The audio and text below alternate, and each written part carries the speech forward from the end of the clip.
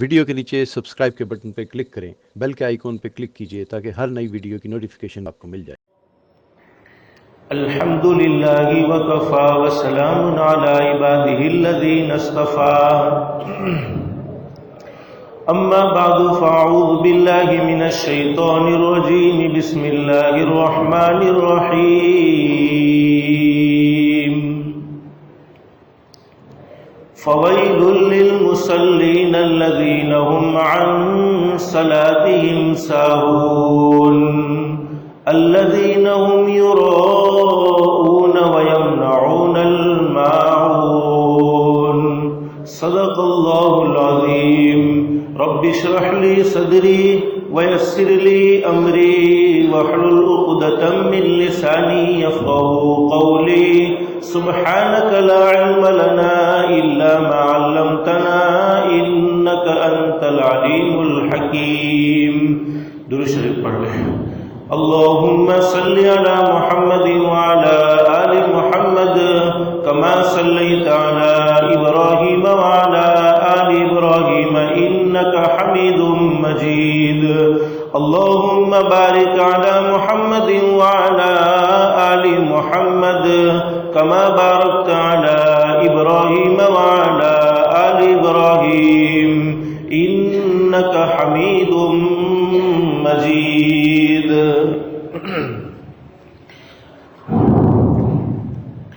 حضرت عثمان رضی اللہ تعالیٰ عنہ ایک بہت اونچے درجے کے صحابی ہے، مقام اور مرتبہ اتنا اونچا ہے کہ ہمارے نبی حضرت محمد الرسول اللہ صلی اللہ علیہ وسلم نے اپنی دو بیٹیاں حضرت عثمان رضی اللہ تعالیٰ عنہ کے نکاح میں دی، ایک کے بعد دوسری۔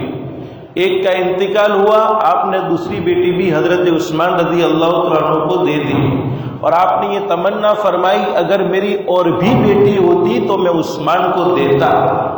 کتنا اونچا مقام ہوگا۔ ایک مرتبہ نبی کریم صلی اللہ علیہ وسلم نے دین اسلام کے تعاون کے لیے، دین اسلام کی مدد کے لیے مال کا چندہ کیا صحابہ کرام سے۔ مال مانگا، اللہ کسی کا محتاج نہیں ہے، لیکن اللہ کوئی بہانے دیکھتا ہے جن بہانوں کے صدقے اپنے بندوں کو معاف کر دیتا ہے۔ حالانکہ ہمارے پاس جو مال ہے وہ مال ہمارا نہیں ہے، ہماری جو جان ہے وہ جان ہماری نہیں ہے، بلکہ یہ تو اللہ کی طرف سے امانت ہے جس کا کل ہمیں حساب دینا ہے۔ اللہ کے نبی صلی اللہ علیہ وسلم نے صحابہ کرام میں اعلان کیا، کون ہے جو اللہ کے راستے میں مال کو خرچ کرے گا؟ کون ہے جو اللہ کے راستے میں مال کو خرچ کرے گا؟ حضرت عثمان رضی اللہ تعالیٰ عنہ نے اس وقت وہ سخاوت کا اظہار فرمایا، اور اتنا مال نبی کریم صلی اللہ علیہ وسلم کے قدموں میں لا کر پیش کر دیا کہ ہمارے نبی نے خوش ہو کر فرمایا، عثمان آئندہ اگر تو کچھ بھی نہ کرے، نہ نماز پڑھے، نہ روزہ رکھے، کچھ بھی نہ کرے، پھر بھی اللہ نے تجھے جنتی بنا دیا ہے، اللہ نے تجھے معاف کر دیا ہے۔ میرے پیارو، اتنا اونچا مقام کسی کا ہو سکتا ہے کہ ہمارے نبی حضرت محمد الرسول اللہ صلی اللہ علیہ وسلم اپنی زبان مبارک سے یہ کہتے ہیں کہ عثمان آئندہ اگر تو کچھ بھی نہ کرے پھر بھی اللہ نے تجھے جنتی بنا دیا، پھر بھی اللہ نے تجھے معاف کر دیا۔ لیکن پھر بھی حال کیا ہے جب کسی قبرستان کے پاس سے گزرتے ہیں یا قبر کے تذکرے کو سنتے ہیں تو علماء فرماتے ہیں حضرت عثمان رضی اللہ تعالیٰ عنہ اس قدر روتے ہیں، قبر کے تذکرے کو سن کر، قبرستان سے گزر کر اس قدر روتے ہیں کہ پوری داڑھی تر ہو جاتی ہے، پوری داڑھی بھیگ جاتی ہیں، آنسو کے قطرے گال پر ٹپکتے ہیں، یہاں تک کہ پوری داڑھی کو بھگا دیتے ہیں۔ کسی نے پوچھا، حضرت آپ جنت کو سن کر اتنا نہیں روتے، جہنم کا عذاب بڑا سخت ہے۔ ارے جہنم کے عذاب کے بارے میں حدیث پاک میں ہے، آج دنیا کی آگ ہم برداشت نہیں کر سکتے، گرمی کا موسم ہے، گرمی کے موسم میں بغیر پنکھے کے بیٹھنا ہم گوارا نہیں کرتے، برداشت نہیں کرتے۔ تھوڑی سی دنیا کی گرمی برداشت ہوتی نہیں ہے، دنیا کی آگ برداشت نہیں ہوتی۔ جہنم کی آگ کے بارے میں حدیث پاک میں ہمارے نبی حضرت محمد الرسول اللہ صلی اللہ علیہ وسلم نے ارشاد فرمایا کہ سوئی کے ناکے کے برابر کا حصہ اگر دنیا میں ڈال دیا جائے تو اس کی گرمی سے پوری دنیا جل سکتی ہے، پوری دنیا جل سکتی ہے۔ تو حضرت عثمان رضی اللہ تعالیٰ عنہ سے سوال کیا، حضرت آپ جنت کے تذکرے پر اتنا نہیں روتے ہیں، جہنم کے عذاب کو سن کر اتنا نہیں روتے ہیں جتنا قبرستان سے گزر کر روتے ہیں، قبر کے تذکرے کو سن کر روتے ہیں۔ تو حضرت عثمان رضی اللہ تعالیٰ عنہ نے کیا جواب دیا، ارے تمہیں نہیں معلوم، مرنے والے کے لیے سب سے پہلی منزل قبر کی منزل ہے۔ دنیا سے تو ہر کوئی انسان جانے والا ہے، کوئی انسان ہمیشہ ہمیش کے لیے نہیں ہے، ہر ایک کو یہ دنیا کو الوداع کہنا ہے، ہر ایک کو یہ دنیا چھوڑنی ہے اور قبر کے حوالے ہونا ہے۔ آخرت کا جو سفر ہے اس میں سب سے پہلی منزل قبر کی منزل ہے۔ حضرت عثمان رضی اللہ تعالیٰ نے فرمایا قبر کی منزل سب سے پہلی منزل ہے، اگر یہ منزل آسان ہو گئی تو بعد کی منزل آسان ہے، اور اگر یہ منزل میں معاملہ مشکل ہو گیا تو بعد کی منزلیں بھی بڑی مشکل معلوم ہوگی۔ میرے پیارے دوستو، یہ جمعہ کا دن ہے، مختصر سے وقت میں مجھے یہ بتلانا ہے، دنیا سے تو ہر کوئی انسان جائے گا، ہر ایک کا ٹھکانہ آخرت ہے، ہر ایک کا اصلی مقام آخرت ہے، لیکن دنیا کی زندگی اللہ نے آخرت کی زندگی کو بنانے کے لیے دی ہے، دنیا کی زندگی اللہ نے آخرت کی زندگی کو سنوارنے کے لیے دی ہے۔ آج ہم دوسروں کو قبرستان کے حوالے کرتے ہیں، کل ہمیں بھی قبرستان کے حوالے کیا جائے گا۔ آج ہم قبر کے تذکرے کو نہیں کرتے، احساس تک نہیں ہوتا، قبرستان میں جاتے ہیں، مرنے والوں کی خبروں کو سنتے ہیں، مرنے والوں کے جنازے اپنی آنکھوں سے دیکھتے ہیں، لیکن وہ دلی کیفیت ہوتی نہیں ہے۔ جب کسی کے جنازے کو دیکھو فوراً دل میں تصور کرو آج اس کا جنازہ کندھے پر اٹھایا گیا ہے، وہ دن دور نہیں ہے میرے جنازے کو بھی اٹھایا جائے گا۔ کسی کے انتقال کی فون پر خبر سنو، فوراً تصور کرو آج اس کے انتقال کی خبر دی جا رہی ہے، وہ دن دور نہیں ہے میرے انتقال کی خبر بھی کسی کو دی جائے گی۔ لیکن میرے پیارے دوستو، اگر انسان نیک ہوتا ہے، بولو مرنا تو ہر کسی کو ہے، اور ہمارے نبی صلی اللہ علیہ وسلم بھی اس بات کے فکر مند رہے ہیں۔ ایک مرتبہ نبی کریم صلی اللہ علیہ وسلم نے صحابہ کرام سے فرمایا، میرے صحابہ کرام جب میں تمہیں نماز پڑھاتا ہوں اور تم میرے پیچھے نماز پڑھتے ہو تو نماز میں میری کیفیت یہ ہوتی ہے کہ میں ایک طرف سلام پھرتا ہوں، السلام علیکم ورحمۃ اللہ، تو مجھے یہ امید نہیں ہوتی ہے کہ میں دوسری طرف سلام پھر سکوں گا۔ حالانکہ نبی کریم صلی اللہ علیہ وسلم کی ذات تو مقدس ذات ہے، ان کے صدقے میں تو اللہ نے پوری کائنات کو سجایا ہے، پھر بھی موت کا استحضار کس قدر ہے۔ ایک مرتبہ نبی کریم صلی اللہ علیہ وسلم نے ارشاد فرمایا، میرے صحابہ کرام جب میں کھانے کے لیے لقمہ اٹھاتا ہوں اور منہ میں رکھتا ہوں تو مجھے یہ امید نہیں ہوتی ہے کہ یہ لقمہ میرے حلق سے نیچے اترے گا یا نہیں اترے گا۔ اس قدر موت سے ڈر رہے ہیں، معلوم نہیں کب موت آ جائے۔ آج ہم موت کو یاد کرتے نہیں لیکن موت ہمیں ضرور یاد کرتی ہے، ہم قبر کو یاد کرتے نہیں لیکن قبر ہمیں ضرور یاد کرتی ہے۔ تیاری کر کے آنا، آج اگرچہ تو اے سی میں رہتا ہے، آج اگرچہ تو بڑے بنگلے میں رہتا ہے، لیکن تجھے یہ اے سی بنگلہ بھی چھوڑنا پڑے گا، تجھے اپنا گھر بھی چھوڑنا پڑے گا، اپنا محلہ بھی چھوڑنا پڑے گا اور قبر کے حوالے ہونا پڑے گا۔ اور حدیث میں کیا فرمایا نبی کریم صلی اللہ علیہ وسلم نے، قبر انسان کے لیے جنت کے باغوں میں کا ایک باغ بھی ہو سکتا ہے اور جہنم کے گھڑوں میں کا ایک گھڑا بھی ہو سکتا ہے۔ اگر عمل درست ہوتے ہیں تو قبر جنت کا باغ بن جاتی ہے، عمل درست نہیں ہوتے اللہ ہم سب کی حفاظت فرمائے تو قبر جہنم کا گھڑا بن جاتی ہے، دوزخ کا گھڑا بن جاتی ہے۔ لیکن میرے پیارے دوستو، بخاری شریف میں حدیث موجود ہے، کیا فرماتے نبی کریم صلی اللہ علیہ وسلم نے ارشاد فرمایا، جب انسان دنیا سے جاتا ہے، ہر ایک کو دنیا سے جانا ہے، جب انسان دنیا سے جاتا ہے آخرت کا سفر شروع ہوتا ہے، گھر والے اس کو جنازے میں اٹھا کر لے جاتے ہیں۔ اگر وہ انسان نے اپنی زندگی اللہ کے احکام کے مطابق گزاری ہوتی ہے، اپنی زندگی نبی کریم صلی اللہ علیہ وسلم کے فرمان کے مطابق گزاری ہوتی ہے، یعنی نمازوں کا اہتمام کرنے والا، نمازوں میں سستی نہیں کرنے والا، دین کے ہر کام میں اللہ کو راضی کرنے والے اعمال کرنے والا، جب وہ دنیا سے جاتا ہے گھر والے جنازہ اٹھا کر لے جاتے، بخاری شریف میں حدیث موجود ہے، وہ کہتا ہے او لوگو تم مجھے جلد سے جلد راحت والی جگہ پر پہنچا دو، جلد سے جلد سکون والی جگہ پر پہنچا دو، جلد سے جلد اطمینان والی جگہ پر پہنچا دو، لیکن اللہ حفاظت فرمائے وہ بندہ، بخاری شریف میں حدیث موجود ہے، وہ بندہ جس نے زندگی نمازوں کو نہیں پڑھا ہوتا، زندگی میں اللہ کو ناراض کرنے والے اعمال کیے ہوتے ہیں، زندگی نفرتوں میں گزاری ہوتی ہے، ہر وہ کام جو اللہ کو ناراض کرنے والا ہے ہے وہ کیا ہوتا ہے، اب اس کا انتقال ہوتا ہے، گھر والے جنازہ اٹھا کر لے جاتے ہیں تو وہ کہتا ہے ہائے میری تباہی، ہائے میری بربادی، تم مجھے کہاں لے جا رہے ہو؟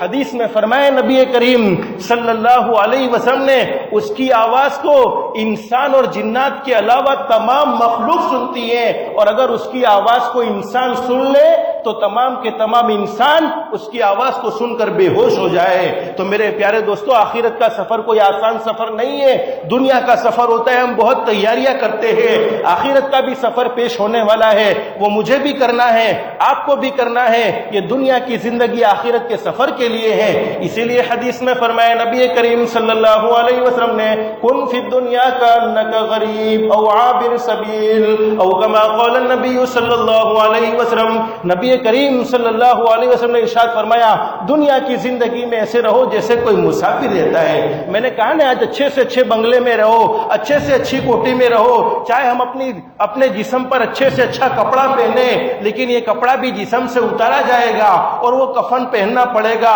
اچھے سے اچھے بنگلے میں رہتے ہیں، ہم اپنے بدن پر مٹی کو لگنے دیتے نہیں ہیں، لیکن وہ مٹی کے بستر پر ہمیں سونا پڑے گا۔ اس لیے بہت اچھی بات کہی ہے، یہاں ایسے رہے یا کہ ویسے رہے، یہاں ایسے رہے یا کہ ویسے رہے، وہاں دیکھنا ہے کہ کیسے رہے۔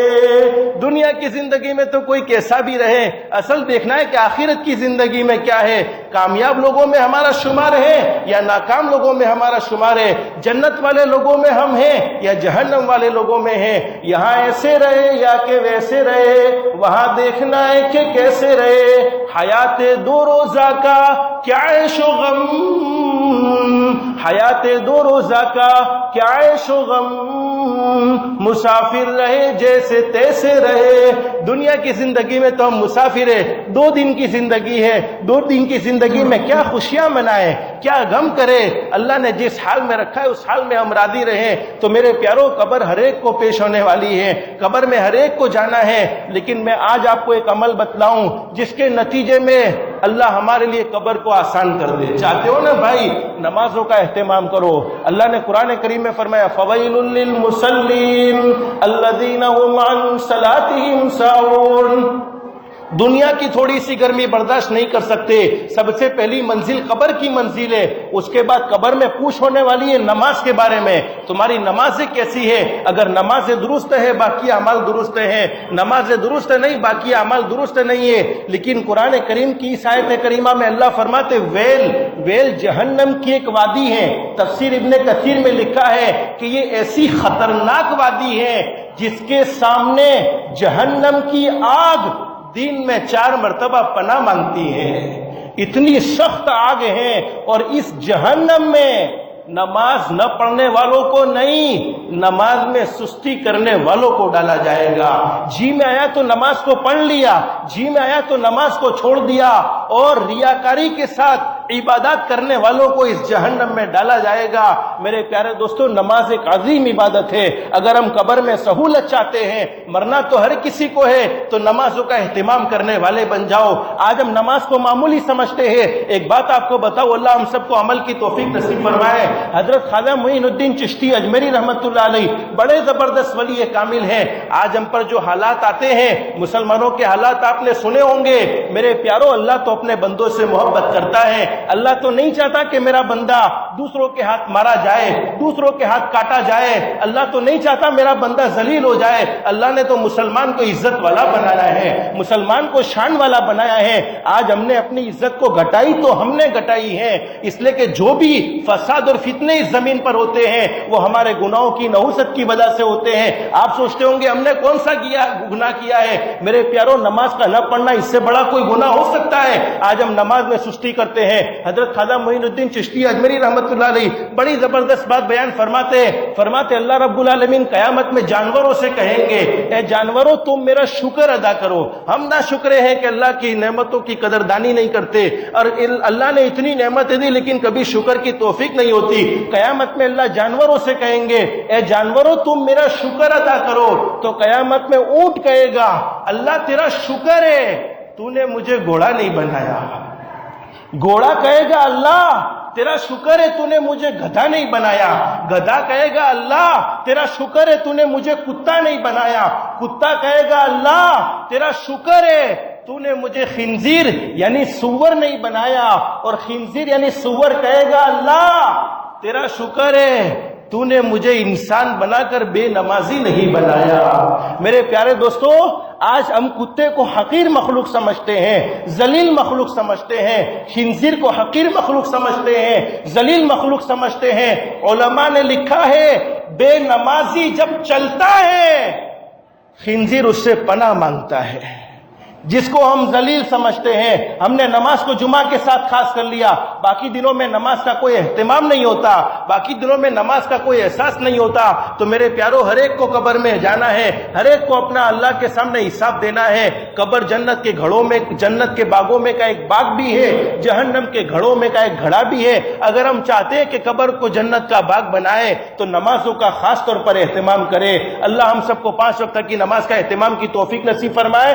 ورنہ ہر کسی کو میں ایک چھوٹی سی بات بتا دیتا ہوں، ہم چاہتے کہ موت کے وقت ہمیں کلمہ مل جائے. دیکھو دنیا سے ہر انسان جاتا ہے، معلوم نہیں کلمہ ملے نہ ملے، لیکن حدیث پاک میں لکھا ہے کہ انسان نمازوں کا اہتمام کرنے والا ہوتا ہے. 5 وقت کی نماز مسجد میں جماعت کے ساتھ پڑھتا ہے. روح نکالنے والا فرشتہ جب اس کا آخری وقت ہوتا ہے پہلے خود اسے کلمہ پڑھاتے ہیں، پھر اس کی روح کو قبض کرتے ہیں. اللہ ہم سب کو نمازوں کا اہتمام کی توفیق نصیب فرمائے. جمعہ کا مبارک دن ہے. ہمارے نبی حضرت محمد الرسول اللہ صلی اللہ علیہ وسلم کی احسانات بھی ہم پر بہت زیادہ ہے. جتنا بھی درود پاک کی کثرت ہو سکے درود پاک کی بھی کثرت کریں گے انشاءاللہ. اللہ ہم سب کو کہنے سننے سے زیادہ عمل کی توفیق نصیب فرمائے.